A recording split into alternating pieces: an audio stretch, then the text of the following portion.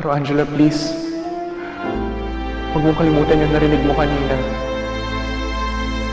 Mahal kita.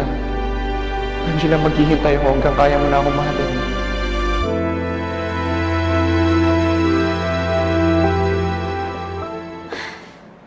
Angela, nireport sa akin ng company nurse yung nangyari kanina. Sinaktan ka na naman ni Claire? Ba't di mo sinabi sa akin? Tita, ayoko na po kasing lumaki pa yung gulo. Tsaka umalis naman na po sila agad eh. Eh, dapat sinabi mo pa rin sa akin.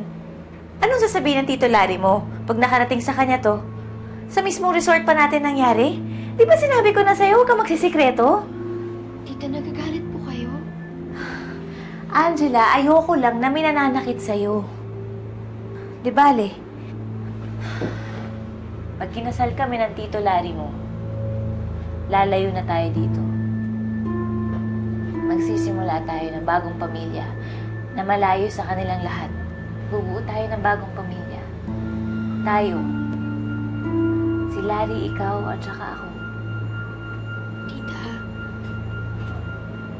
gusto ko po sanang ipagpatuloy ang paghahanap ko sa pamilya ko. Gusto ko po sanang mahanap at makasama pa rin ang mga magulang ko. Ang mama ko. Ayan ka na naman, huwag ka na maghanap. Hindi mo na sila mahahanap. Ang kulit-kulit mo, tigas ng ulo mo, ha?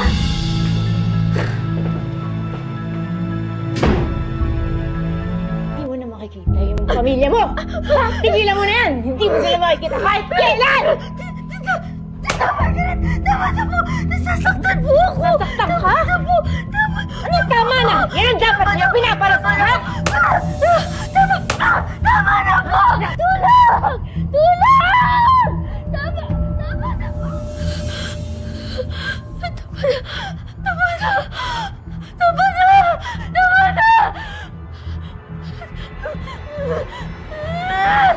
Tama na! Tama na! Tama na! Tama na! Angela! Angela!